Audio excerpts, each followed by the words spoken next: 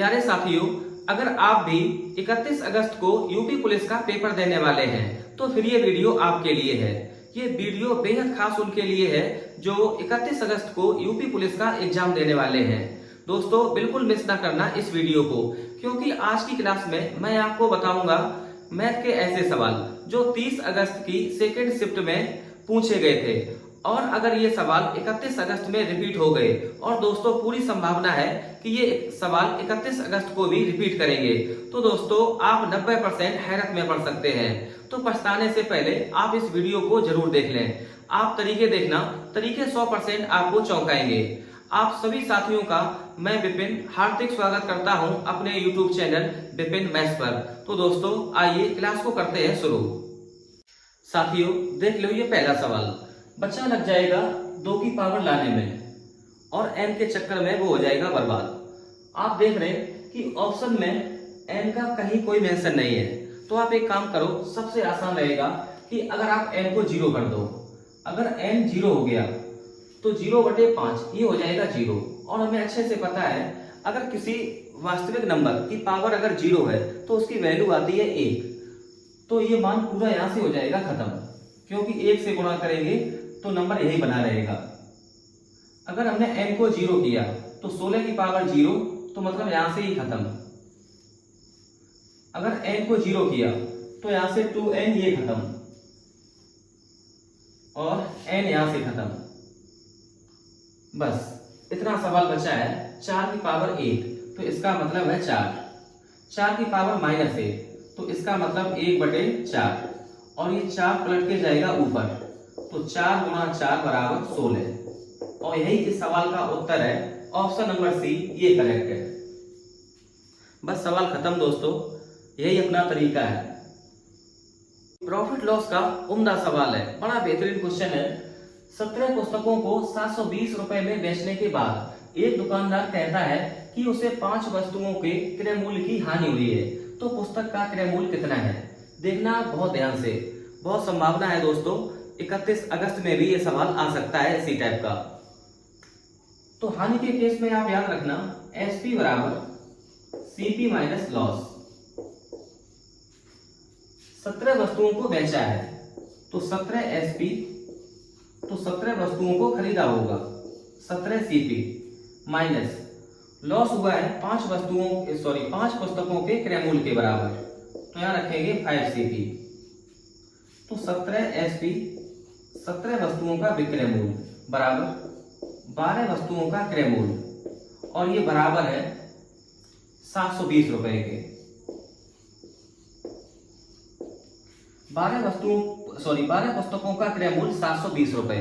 हमसे पूछा है एक पुस्तक का क्रय मूल्य, तो एक पुस्तक का क्रय मूल्य आएगा 12 से कर दो डिवाइड, 60 रुपए। तो 60 रुपए इस सवाल का बिल्कुल सही उत्तर ऑप्शन नंबर सी ये करेक्ट है। देख लो साथियों इस सवाल को, बेहद खूबसूरत सवाल। चुनाव में 2 उम्मीदवार थे, 10% मतदाताओं ने मतदान नहीं किया, 60 मत अवैध पाए गए। विजेता उम्मीदवार को कुल मतों का 47% प्राप्त होता है और वह 308 मतों से जीतता है। तो नामांकित मतदाताओं की संख्या ज्ञात कीजिए। तो आप ऐसे लिख लो, देखना दोस्तों केवल 10 सेकंड का ये सवाल है। तो ऐसे लिखो आप, विनर और लूजर, ये जीतने वाला और ये हारने वाला। करा जो जीता है उसने टोटल लिया है 47%, और ये वोटिंग लिस्ट का है 47%। 10% मतदाताओं ने मतदान नहीं किया, तो बचे 90%। अगर हम एक काम करें कि जो 60 मत अवैध है ये वोट हम दे दें हारने वाले को, तो हारने वाले के वोट फिक्स हो जाएंगे 47 और 10 57, तो ये 43% इसे मिल जाएंगे हारने वाले को। तो इससे होगा क्या कि अब जो ये हार रहा था पहले 308 वोटों से, अब ये हारेगा 60 वोट कम से, मतलब 248 मतों से।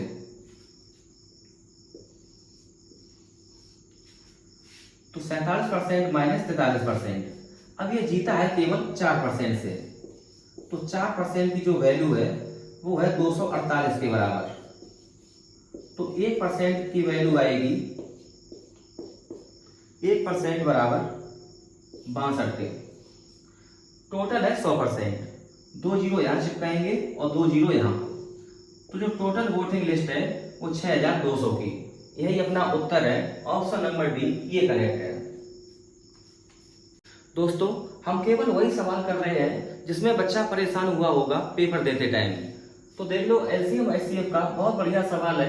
दो संख्याओं का एलसीएम 495 और एचसीएफ 5 है। यदि संख्याओं का योग 100 है तो उनका अंतर ज्ञात कीजिए। हमें पता है कि दोनों नंबर का गुणनफल एलसीएम इंटू एचसीएफ, तो एलसीएम है 495 इंटू करेंगे 5 से, ये दोनों नंबर का गुणनफल है। अब आप इसको ऐसे ब्रेक करो दो टुकड़ों में जिनका योग हो जाए 100 के बराबर। तो हमें दिखाई दे रहा है यहाँ पर कि 5 कॉमन है, तो 5 को अगर निकाल ले बाहर तो यहाँ पे बचेगा 99, यहाँ 5। अब हम लोग एक काम करें कि 99 को ऐसे ब्रेक कर लें कि 9 इंटू 11 इंटू 5।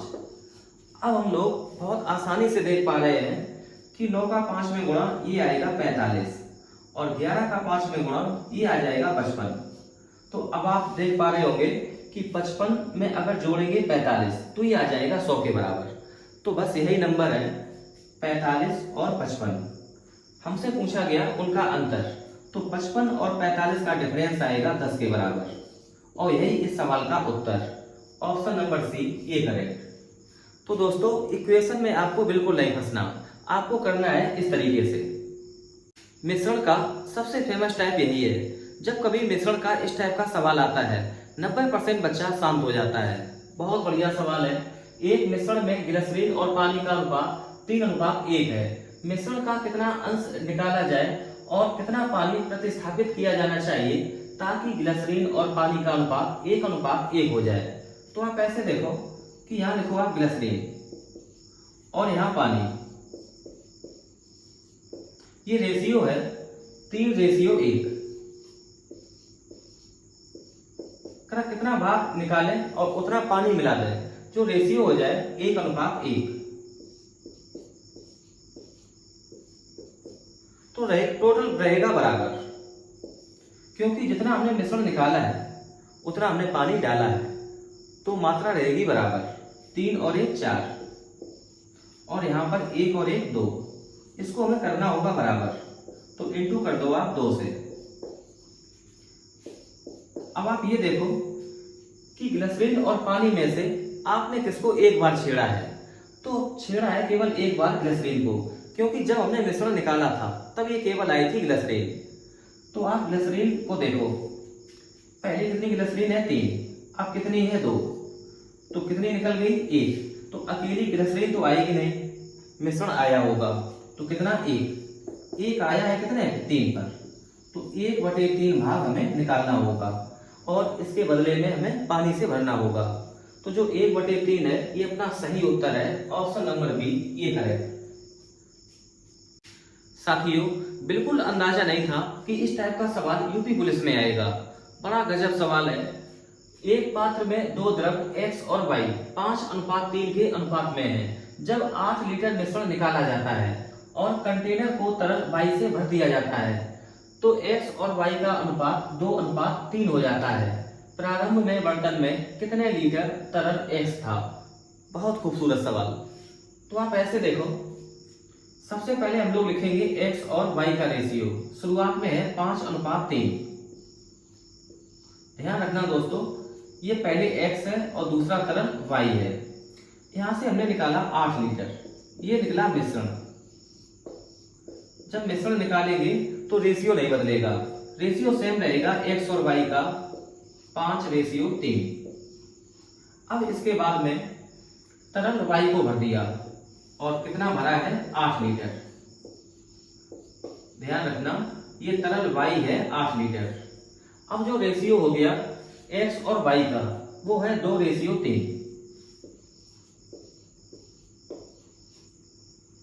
आप बहुत ध्यान से देखना कि यहां से लेकर यहां तक हमने तरल x को नहीं छेड़ा है, तो तरल x रहेगा बराबर, यहाँ है 5 और यहाँ है 2, तो 5 और 2 को बराबर करेंगे तो ये बराबर हो जाएगा 10 पर, तो गुणा करना पड़ेगा 5 से। तो यहाँ गुणा 5, तो यहाँ भी गुणा 5, यहाँ हमें इंटू करना पड़ेगा 2 से, तो यहाँ भी इंटू 2 से।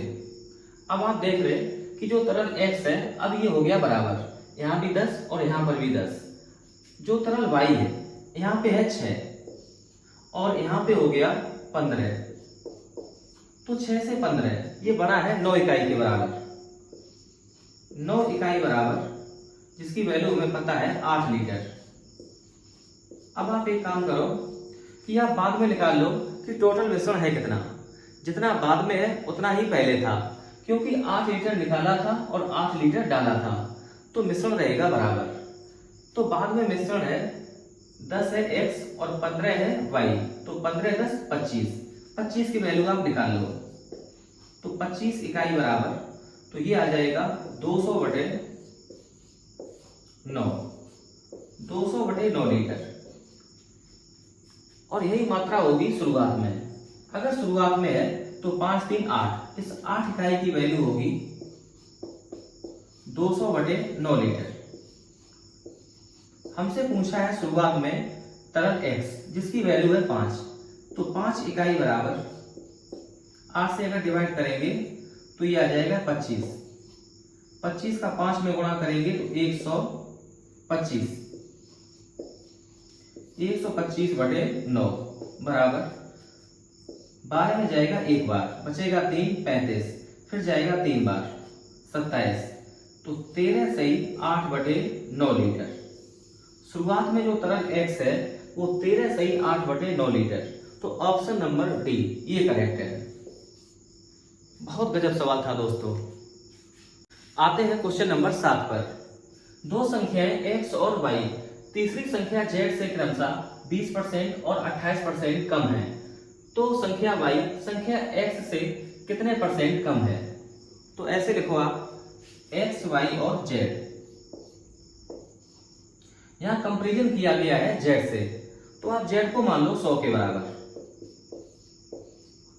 संख्या x z से 20% कम है, तो x होगी 80 के बराबर, और जो y है वो 28% कम, तो y होगी 72 के बराबर।